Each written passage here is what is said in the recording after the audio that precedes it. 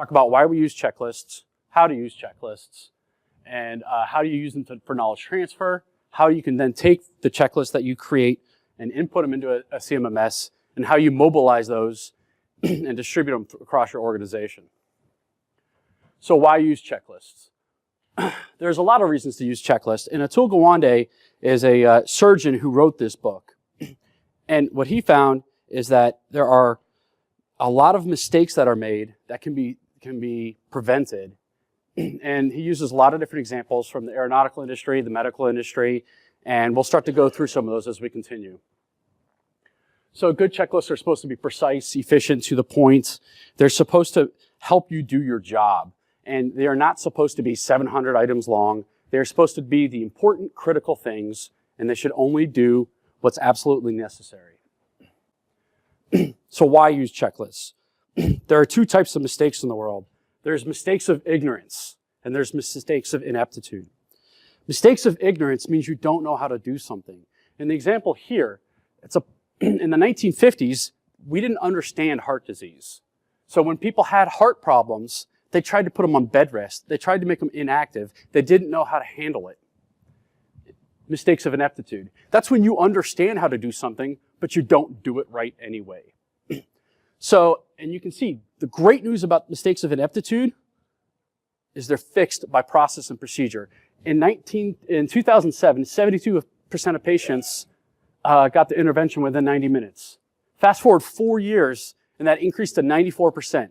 And that's because they operationalized the procedures that were required, so you got the great quality of care. And they did that through simple checklists to make sure that people did it correctly. They're easy to fix mistakes, but they are the worst type of mistakes, because there's a word when you make a mistake based on ineptitude. Does anyone know what it is? It's called malpractice or negligence, meaning you are liable for the mistakes when you know how to handle something and you don't do it correctly.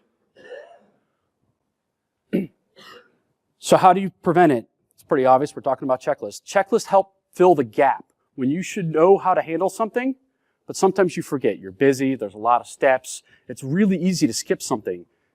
Creating a checklist and following a checklist help you move through the process and eliminate those types of mistakes. So the funny thing is, he says they can't be long. They have to be between 5 and 9 items because that's the working limits of your short-term memory. The interesting thing with that is he doesn't even follow his own advice. This is a checklist he made. What he did, though, is he broke out those checklists into sections. Each section is 5 to 9 items. And the way he handled this, he wanted all of them to be seen at once. We'll talk about benefits of one way versus the other later. This particular checklist had a dramatic improvement. It was very simple. And we should talk about the fact that there's 2 types of checklists. There's read, do, meaning you read the question, you understand it, you follow it, and then you do it and you mark your result. And then there's do, confirm, meaning I've done the work and then I go to the checklist to say, yep, I did it, yep, I did it, yep, I did it. The do confirms typically require more than one person because you want to coordinate and make sure you actually did it correctly. The read do's are best utilized with one person. What's interesting about some of these checklists, and we'll talk about actually that example later. So the benefits. They ensure consistency. They're done the same way. There's a reason when we were kids, we all enjoyed going to McDonald's. Because McDonald's operationalized the checklist for building the burger, and it didn't matter which McDonald's you went to, you're going to get the same burger with the same quality. If you allow your engineers to operate differently, you're going to get different results. There was a great speaker yesterday, Dean, and he was talking about thinking. When you allow a human to think, they make mistakes. And it sounds bad, it sounds counterculture to everything we do, but realistically, if people are thinking on their own and they are not following your process or procedure, they have the capacity to introduce risk and mistake. You want to make sure that your way of doing things are done. As I mentioned, they're used to reduce failure. One of the important things to notice, though, is it aids in memory and attention. It does not mean checklists are for novices and we don't trust people.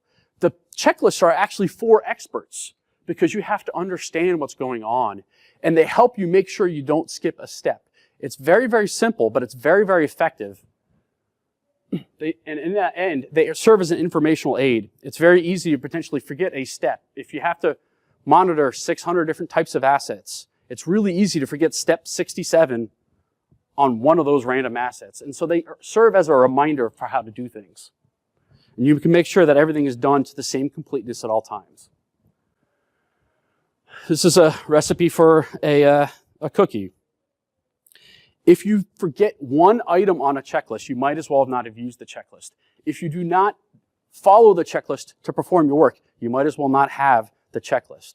The reality is if you forget an ingredient like sugar, your cookie's going to not taste very good. Every single thing should be critical. If your engineers end up skipping some of the questions every time, that's probably an indication that that question isn't necessary. The great thing about creating a checklist and forcing everyone to use it is you will get feedback. Your engineers will say, this needs to also have this step, or these 3 steps aren't necessary. And then you can make sure that everything is done the same way across the organization. I don't know anything about cookies, so I just took a picture. But as I mentioned, your engineers will tell you when your checklist is wrong and help you fix it. It seems counterculture that a checklist and a rigid process and forcing people to follow it will improve employee satisfaction. But the reality is, everyone wants to know when they're successful. And the best way to let people know when they're successful is to tell them how to do their job, tell them what their job is, and let them do it. And they can start to meet the expectations, and then they can know that they're succeeding. And so it actually improves employee morale. It also helps you feel organized because you know what you're supposed to do and when you're supposed to do it. I'm sure all of us have competing priorities. It would be very helpful, even to me, if I had a list that said, this is what the first thing and the most important thing for you to do, and do it in this order. I would be able to accomplish what I wanted to accomplish and finish the day. It improves morale in a lot of different ways. This is a simple one. This is Department of Energy, I believe. Implementing checklists within a PM program can increase asset lifespan by 25%. And it's because you make sure you do the right steps at all times. You don't skip any steps. So there are 4 main benefits to implementing checklists specifically within facilities maintenance. There's process reliability. We talked about that. Make sure you do the same thing the same way every single time. There's verifiable compliance. And this is kind of interesting because right now, if you do not capture the information, you don't have any way of being in compliance, whether it's with regulations, whether it's within your own programs, whether it's within any number of factors.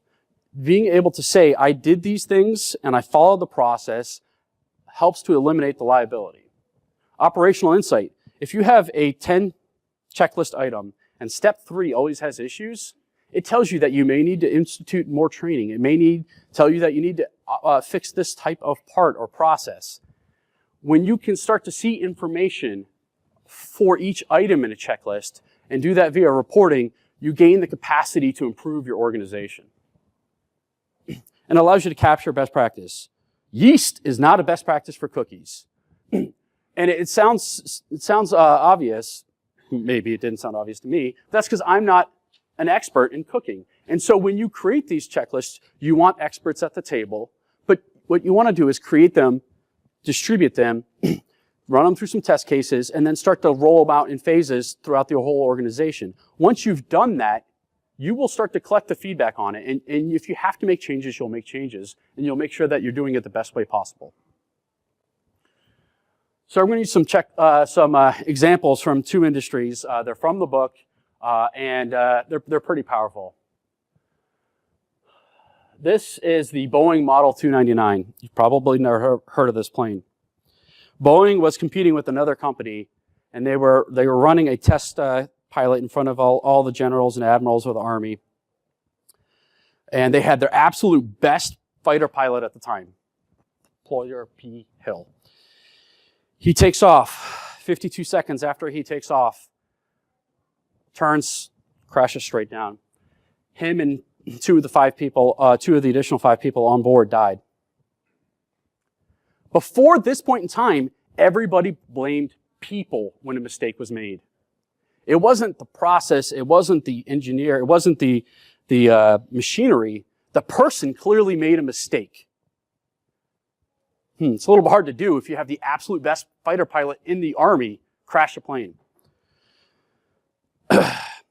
So they sat back and Boeing got together and they created the very first aeronautical checklist. The plane was called Too Hard to Fly, an unflyable plane. They created the first checklist. The checklist was deployed. Since then, it flew over 1 million miles without a single incident. Later on, it became known as the B-17. To this day, Boeing uses checklists, and the aeronautical industry uses checklists at all times. In fact, they have a dedicated team to creating checklists for every potential scenario.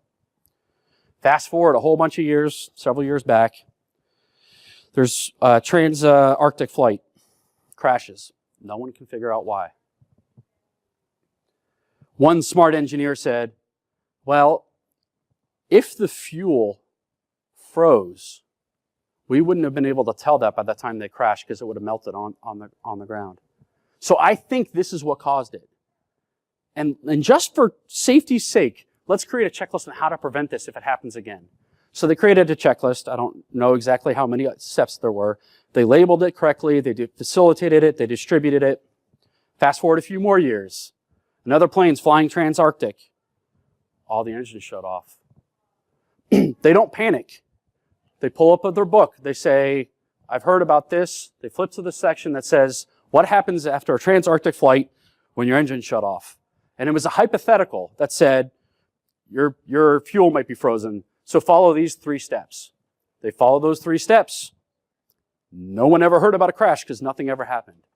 When you take the information, the mistakes, and the correct things that happens within your organization, and you institutionalize it, and you process that, and you make sure it's always followed, you reduce reliability. And in these cases, and in all of the cases for everyone who flew here, the reason you made it here is because they use checklists on every single flight.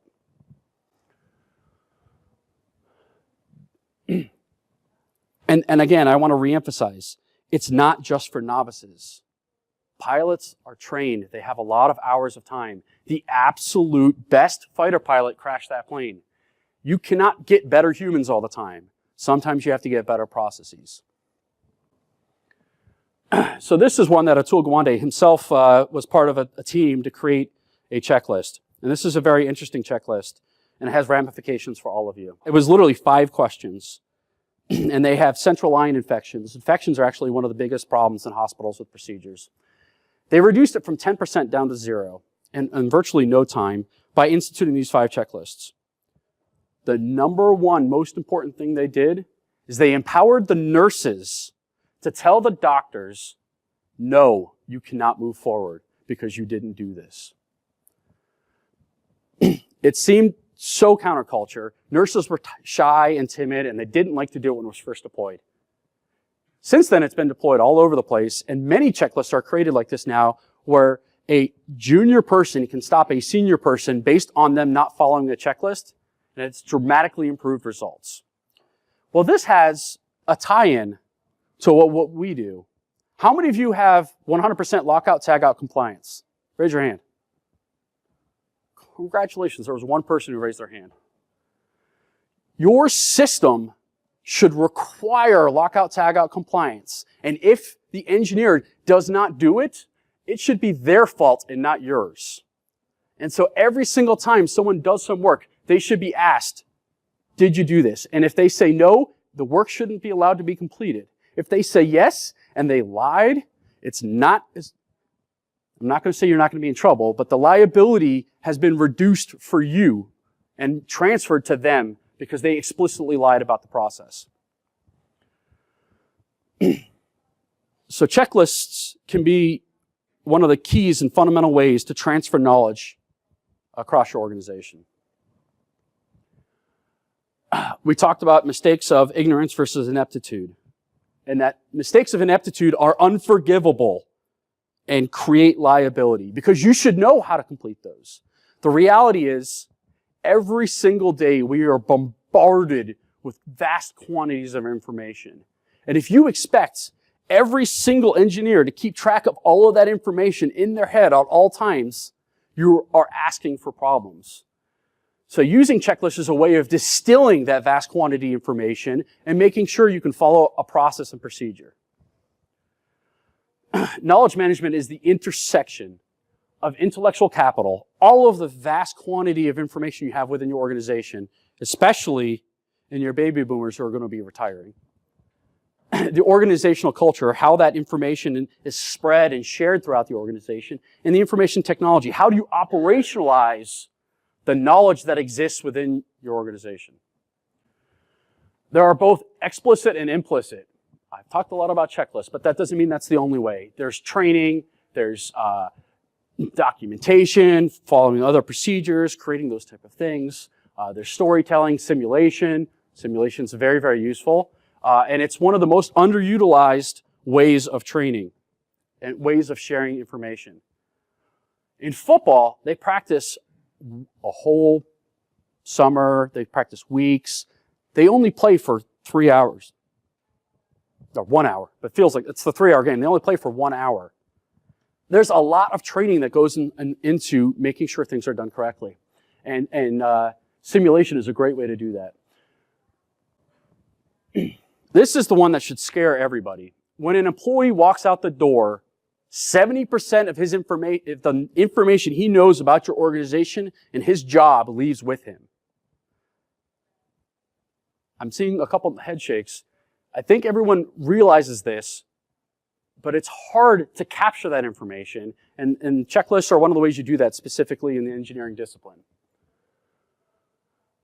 This is a scary one. Approximately 10,000 baby boomers are retiring every day.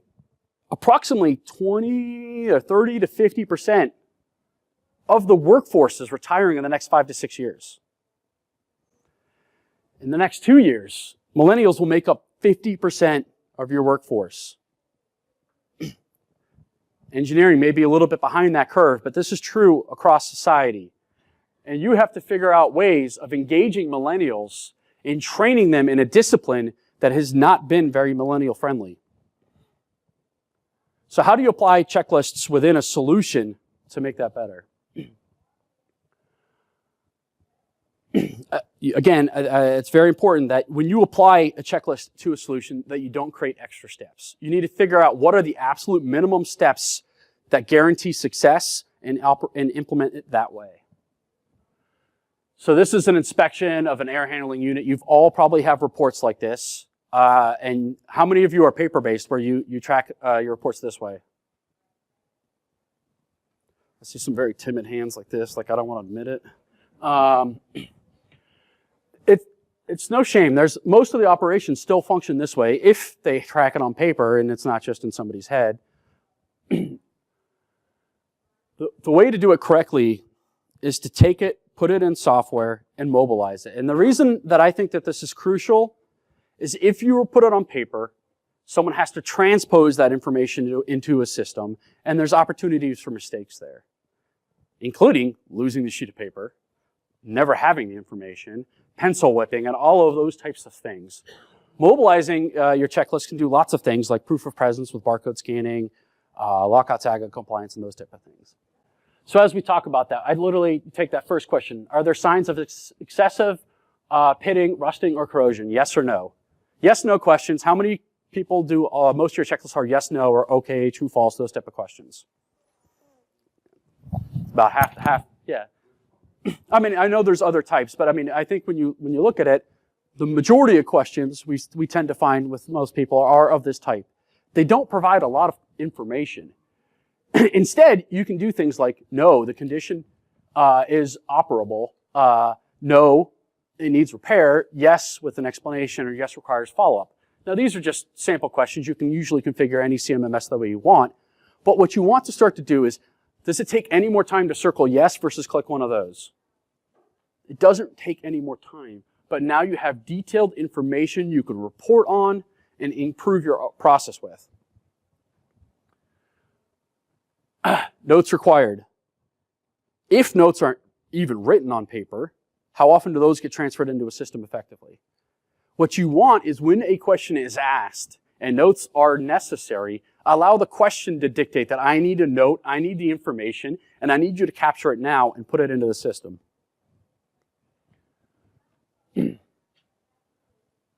I don't know how to bake, right? I don't know yeast shouldn't be in cookies. I also don't know much about what does excessive mean. I'm a new guy. I just started in this industry. What is the definition of excessive? Your checklist should, for the expert, should allow them to complete their job. For those who don't know, there should be additional information that's exposed to say, this is what excessive means in our organization. This is what the 1 to 5 scale means. This is how you rate things. This is how you do things. Your checklist should contain the information and your processes that are necessary for success. Requires follow-up. This is a simple one. How many work orders are actually completed that say, this is in terrible shape, and that just gets shuffled, filed, and forgotten about? It's terrible. You're literally saying, this needs to be fixed, and it just disappears, and it's hidden. Your CMMS, your solution, however you do this, when a problem is found, it needs to be fixed. And if it's not the right person, if this person can't do it, the answers should dictate, schedule somebody else with more knowledge to come out and fix this. Ticking those boxes isn't the goal. Creating a culture that says, I care about my facility, I care about my organization, and I want us to be successful, and my department is going to help do that, is the goal. And the best way to do that is with good checklists. So I mentioned it earlier, but you shouldn't gamble with lockout tagout. It's the biggest liability you guys have on a day-to-day basis for your staff is if they do not follow the lockout tagout steps. And no matter what system or process you use, you should organizationally require it. Of everyone in the room, one person said they felt comfortable they had 100% lockout tagout compliance. I personally believe the best way for you to do this is to capture information in real time on a mobile device. You eliminate transcription errors, you eliminate errors of lost data, you capture that data, you can expose better types of information. Yes, no's are one of the reasons they were so popular is they were easy to do, or a checkbox. They're easy to do on a sheet of paper on a report. We have better technology today. We all have iPhones or Androids or Blackberries in our pockets. We should be utilizing modern technology to run our organizations the most effective way we can.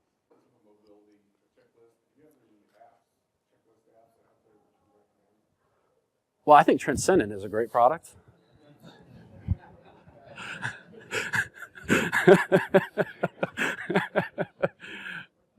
Okay, so I'll give you one. So now it's time for questions. Anyone who asks a question gets a copy of the book. Go ahead.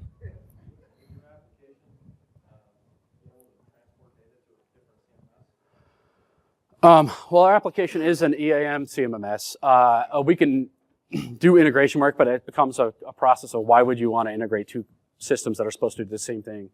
I probably feel like I could be more effective, but not want to be overly salesy here. And by the way, it's my first time talking at NFMT, so if you like to talk, feel free, please write some comments, let me know how I did. If you didn't, just go throw it away.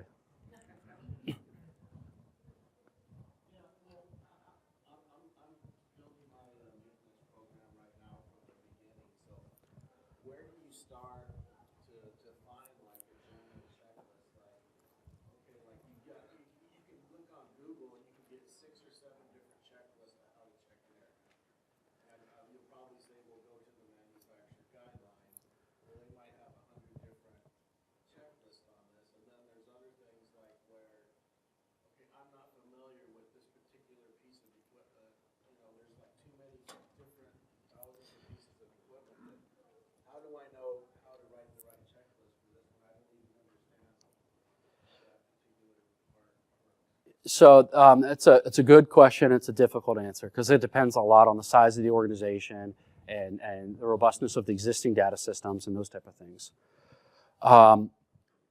Manufacturer recommended checklists are always good to follow. It depends on how big your organization, how many facilities you have. One of our largest customers is deployed in 67 countries. They have a lot of different manufacturers.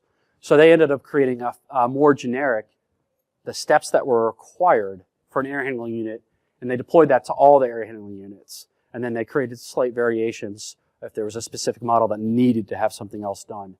What you'll want to do is figure out the minimum steps, figure out the items that are within the capacity, figure out what your current engineers can do, and create checklists for your particular situation. You can always start with a generic checklist and modify it over time. One of the things that is a little bit difficult with that is if you don't have all of that knowledge in-house, it may be as you go through this process of creating checklists that you realize I can do the monthly inspection, I can do the visual inspection, I can't do the hard work, and I have to create a contract and put in place a contract with another party to come in and do these other things that I'm not qualified to do. And it's a case-by-case basis. With this checklist, is it somehow tied to the job plan? I know we use Maximo, and then the job plan basically runs the checklist. Does that software integrate to have, So regardless of what your CMMS is, yeah, the steps that you take to complete work is the checklist. The reason I call it a checklist is it's generic. It applies to every single industry and every single process. Different tools, we'll call it a job plan or inspection, a task list. As long as you make sure you put the steps in that are required to complete the work, and then you track those steps individually so you can see the organizational effectiveness within those, it doesn't really matter which system you use. So with your system there, capturing that data, is it a separate program that we have to run, or can we integrate it with existing CMMS systems that we already have? We have a great CMMS system. Yeah, I think from that perspective, we are a CMMS, and so it becomes, if your CMMS doesn't have these capabilities, well, in 2016, that's probably an issue, and you should think about others. There are several in the vendor hall that have similar functionalities. Some of them are better or worse in specific ways. We tend to focus on mobile since we've been doing mobile since DOS on handhelds. You said that one of the, advantages of using checklists is verifying compliance. But what if, let's say, the employee, they go through the checklist, they memorize the checklist, and they become very compliant doing what they're supposed to be doing? How do you verify that? Who reviews the filled out checklist and make sure that it's truly being followed? Well, so then there's quality inspections on top of a maintenance activity, correct? So you create another checklist. But we all experience this, right? We've all experienced it some way, shape, or form. That when you, I also work with our support department. We do 100 phone calls, 10 of them are randomly audited to make sure they meet compliance. Some portion of your work should be randomly audited by somebody else than the person who did it to make sure that everybody's doing it. In the best case scenario, you use a team meeting and you say, once a week I pick a different person's work orders and we review what they're doing, and it's not an opportunity to criticize, it's an opportunity to improve. And I think, it really becomes, there's no way you'll ever know if your checklists are being filled out completely unless you audit them occasionally. And what that percentage is really up to you, but you need to do some of that. So you're saying a team, not necessarily the supervisor or somebody from a different group. Yeah, it should be a team, and I'll tell you why. In not all circumstances, I'm sure this is not true for any of you, but sometimes supervisors don't know the tasks. And so you want to make sure that the persons who are the experts are part of the process of evaluating that and being able to share how to improve that. So when it comes to building the checklist, can you include questions that could trigger additional steps? Yeah, so that's one of the things I was talking about. Different systems handle it different ways. We tend to do what's create follow-up work orders, and I know several of the other systems do the same thing. When a question is answered a specific way, is there any visible or exposed electrical wiring? Yes. You can automatically generate a follow-up work order that says, send an electrician to this location because you know there's a problem and they need to fix it. And based upon the way our system is set up, you can actually automatically include the checklist for the electrician on how to fix that particular issue based upon the questions. To follow up on that, so are there checklists out there that have a tree diagram? So when you do answer the question, is there an electrical issue, and you mark yes, it generates a follow-up question to drive a little bit deeper to get to the root cause. You know, I haven't really seen that in CMMS solutions. I'm sure there are some, maybe Maximo or on that level, that do it. It starts to become, how complicated do you want the actual inspection to be? We try to find a balancing act for usability. And so one of the things that is true of a lot of industries is that the person doing one type of work isn't necessarily qualified to do the other type of work. And so the reason I think you'll see across the industry, the preferred method is to generate a second follow-up work order, because that electrical question could send the electrician down the line if there's a plumbing question for that same room, or it could send the plumber. And so what you want to tend to do is say, is it practical to do something like that? It may be in very limited circumstances, but in a lot of situations, you want to send a specialist based upon the answers. And so I think what you'll see is the industry trend is to generate follow-up work orders.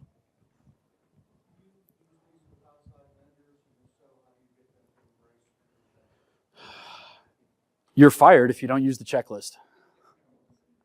I think it's a situation where over time we do have lots of customers that have vendors in the system. In some cases, they all, this is within the organization, they determine how they want to use it. In some cases, what they say is they create a checklist for the engineer on site that's going to verify it, and they say what time they get here, or did they start the work, did they follow the steps. We have one customer who doesn't necessarily trust his vendors. So the very first question is, take a picture of the unit before you start. Take a picture of the unit when you end. And they track the time in between those two. And they also can see if they actually clean the coils they said they were about to clean. And so you can do a lot of advanced things. And again, these are all checklists. The checklists should be able to support question, picture, signature capture. That particular customer forces his vendors to sign at the end that I completed this this piece of work based upon the contractual obligations, and they sign each time. They have to sign it with the two pictures before and after.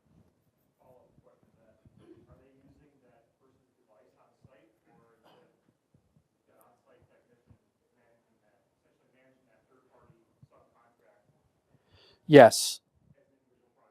Yes.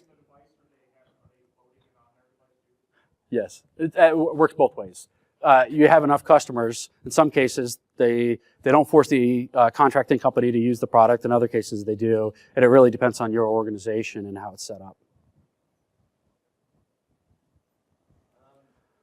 With the knowledge that some of the technology-averse best people I work with have, how do you incentivize people to be able to use it? You can't use your product if you don't use it with that. I think I'll give you a story of I was trying to avoid sales, but you guys keep asking me like salesy questions. One of our customers is kind of an old curmudgeon, and he's like, if I don't like this thing, I quit. I hate this. You're tracking me. You're Big Brother, and all this other stuff. 3 months later, his comment to me was, "You can pry this from my cold, dead hands." Why? Well, he happened to get a raise because it was shown how effective he was compared to everybody else, and that he was able to complete the work, and he actually knew what he was doing. He was within the operational guidelines at all times, and it showed how effective he was. And so I think a lot of people think that this type of software replaces people, and the reality is it does sometimes. But sometimes, and I'm sure this is none of you, but sometimes your operations have a very limited budget without enough employees. None of you, I'm sure. But when you implement a system correctly, you can say, hey, by the way, there was 400 work orders generated. We completed 300 of them, so we only have a 75% completion rate. That sucks. And by the way, those 300 that were completed generated another 600 follow-up work orders because we got problems all over the place. I need budget to replace these assets. I need budget to hire more engineers. If you operate any type of business without data, you're doing it wrong. Peter Drucker, founder of modern management, we're talking the 1960s and 70s. What gets measured gets managed. And if you don't measure it, you can't manage it. It's that simple. Yes, how long did it take you to set somebody up for statistics or basically the non-paper? And then the second part of the question would be, after, let's say, a year of kind of using the system, what did most people learn that they actually tweaked from their initial? So, those are both complicated questions because it depends on how sophisticated you are before or after. It depends on the size and the scope. Scoping is obviously, I'm sure you've heard lots of conversations today about managing your scope. I can tell you that we've done a couple of interesting things with some large deployments with like 80 facilities across the U.S., 1,300 across the globe. And one of the things that we recommend is we bring your senior executive engineering department, bring your team. And what we try to do is spend a couple of days on training and then a couple of days on configuration and saying, what do you want? How do you want it? And you make those decisions. We have one really gung-ho guy who every time we say we need this, tomorrow, the next morning, it's like, I got it done. In 9 years of working in this industry, he's the only one I've ever seen return stuff that fast. The reality is you're all busy, and it ends up usually being the customer that defines the size and the length of the implementation, not the vendor. And by the way, I went to the contracting FM outsourcing one. They said that's, 70% of the risk or something like that in a contract is the customer, because the customer doesn't do what they say they're going to do. Vendors typically know how to run their operation. Sure. It really depends. I mean, we are at booth 404 again. So if you wanted to talk about that, we could kind of figure out the details. Oops, sorry.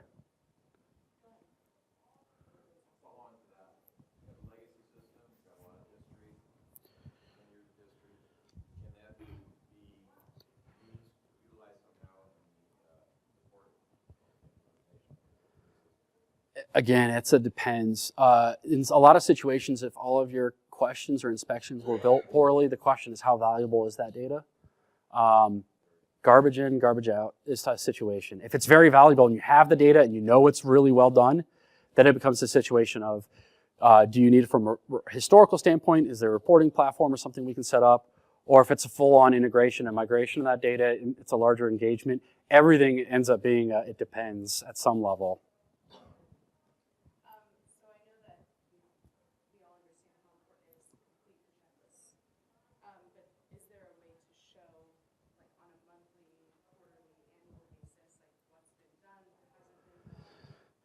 Yeah, I think so. And I think we've probably all heard talks today about trying to hit the 95% maintenance threshold. If you're not tracking your metrics, you can't report on them. You can't say, guys, we're hitting 95, we're doing okay. It depends on your industry. One of the other speakers was from the medical industry. He goes, if I hit 95%, that means I could kill 5% of the patients. Same thing with aeronautical engineers. The aerospace industry has to have 100% compliance. And so it's about determining what your KPIs are, taking the data, manipulating the data, either having a report built or using one of the stock reports and saying, I'm hitting my KPIs, I'm not hitting my KPIs, here's why. And that's one of the things that all managers in every industry should understand, is that raw data doesn't necessarily mean a lot to our boss. We don't want our boss to think and interpret that data.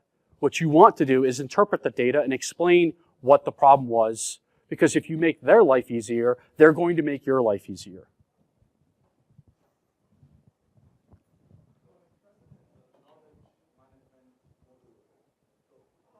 Is there a CMMS system that has a module that allocates owner, vendor, transfer of knowledge, aside the checklist to do the work?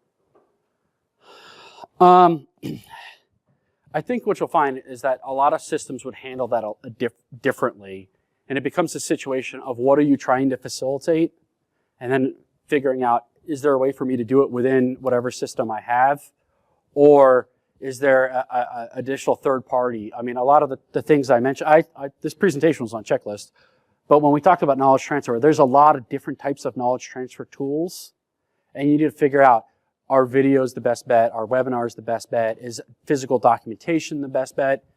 It really depends on the knowledge you're trying to transfer, and then figuring out if I can extract that data in the best way for the audience. When you're speaking at the physical discipline of doing something, checklist may be the best approach. But when you start talking about transferring knowledge from one organization to another organization, the checklist may not be the best approach. Again, it's a depends answer. I hate those, but so much in life depends on the scope.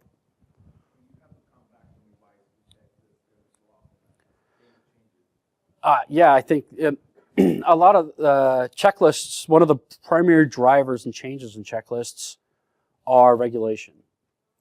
Your pool checklist did not include the Virginia Graham-Baker Act and making sure that your drains had covers on them as part of your required checklist every single time until that act. Afterwards, if you don't do it, you open yourself up to a whole bunch of liability.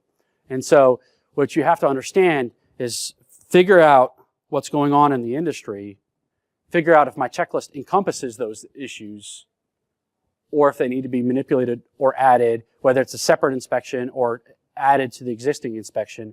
You constantly have to monitor those type of things and change with the time.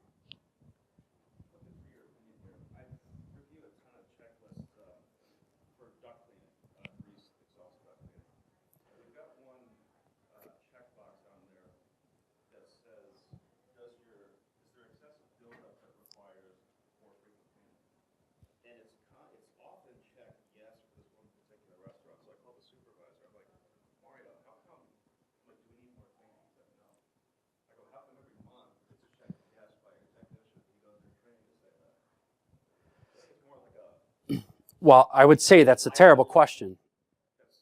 It's a terrible question. Yes, no's. On a scale to 0 to 5, how much buildup is there? First of all, I know nothing about this, so I'm interpreting this in real time. But instead of yes, no, is there excessive? It's on a scale of 1 to 5, whatever your scale is, how much is there? And by the way, this is what a 1 looks like, this is what a 2 looks like, this is what a 3 looks like, et cetera, et cetera. When you provide the contextual clues to how to complete it, you can understand it. And in this situation, if you were using, you would take you could say 0 to 5, 1 to 5, and then you could take a picture of that as the next question. So that way you could verify if those two were, if you had an excessive usage of one of your sites saying, hey, this is a problem, this is a problem. Take a picture, make them verify it. And you can look at it and say, what the hell's wrong with you? This is perfect.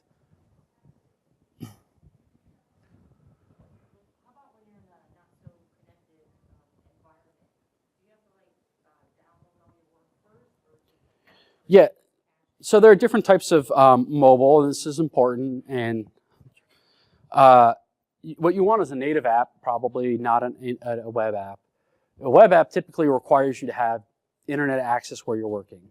Well, if you work in enough countries, there are some countries with coconut networks, and then there are some facilities in the US, basements, boiler rooms, rooftops, that don't have good Wi-Fi. You may not have cellular devices.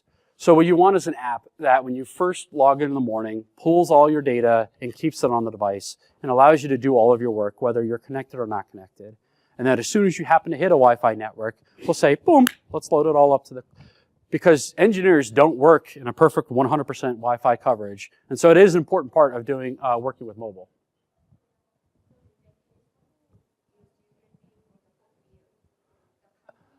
Well, so most of our clients actually don't deploy phones. They deployed like iPod Touches or Androids, and they just work off of Wi-Fi and not cellular.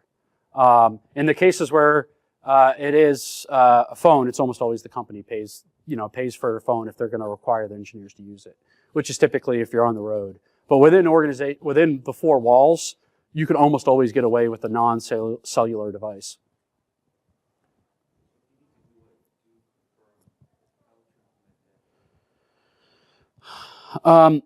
Again, I tend to think of do confirm. A perfect example is the quality inspection, where everybody can go in and take a look. There's more than one person. You evaluate it, and then you go to the checklist afterwards with everybody there and say, hey, we did this. Do we all agree that we did this correctly and it was up to our standards? Check. The do confirms are a little bit more dangerous with one person because it's sometimes easy to think that you did something. We all have a bias.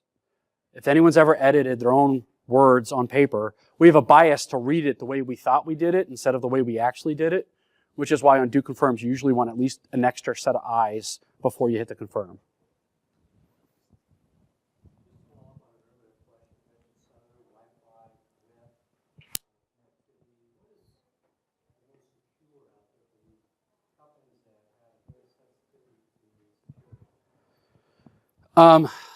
Well, everything and any of these apps should all be done over HTTPS, so they should be encrypted. Obviously, cellular has to cross other people's infrastructure, where if you have Wi-Fi within your four walls, that's within your network. I'm not a security expert, so that's about the extent of that answer that I can give you.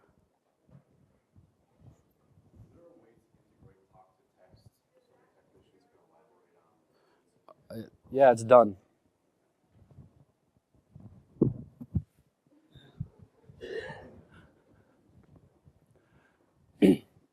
Any other questions?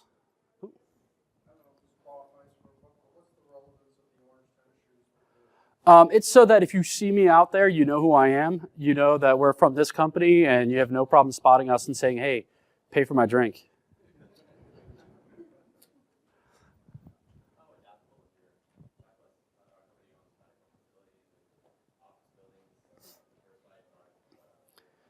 Well, the strangest one we did was like an oil port facility that had to have hardened devices that couldn't emit any sparks in case the whole thing blew up. Intrinsically safe devices. We're deployed in lots of different industries, from malls. I think we have a couple of hospitals, a lot of hotels, some amusement parks. So it really becomes that if the software allows you to create a checklist, this is true of most software, it becomes how you use the tool. The tool is usually not the confining factor. It's the end users of the tool. Every software may differ one way or another, but it's really the usage of the tool that drives the benefit of the tool. Just like in education when you go to school. It's what you put into it that allows you to get what you get out of it. You can just go and not do anything, and it's maybe not worth it.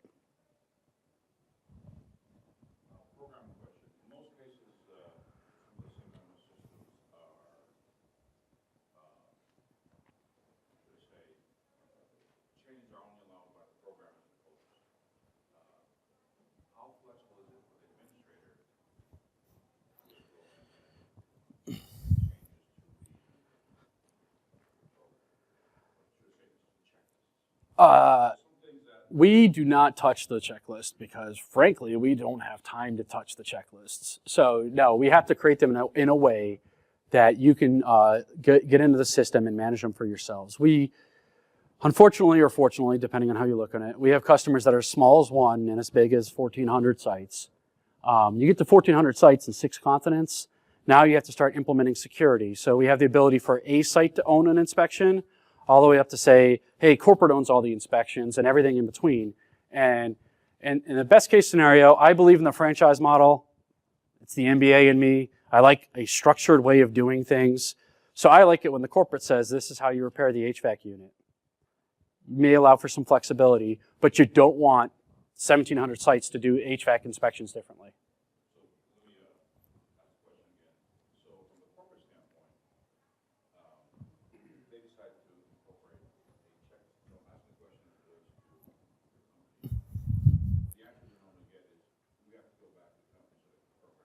Nope. No. We don't touch the checklists. It's just too much work. I'm not an expert in the 1,700 assets that are probably encompassed in this room between all the different engineers. There's no way I would want to be involved in that.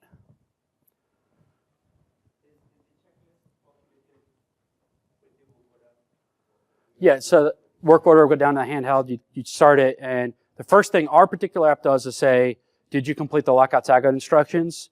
And they have to click yes, and then it'll show the first question. And then you go through your checklist.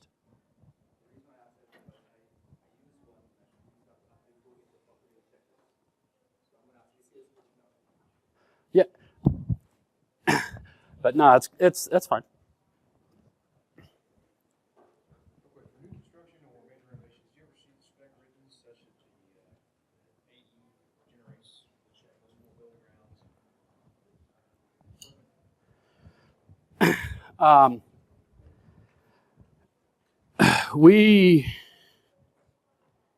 We've experienced a lot of different things with a lot of different organizations. It really just depends on how you want to handle it.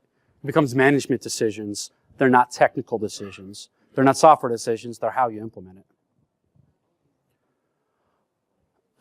A couple more questions possible. If not, we'll be letting everyone loose. Sure. That's a great question. No one else can use that question.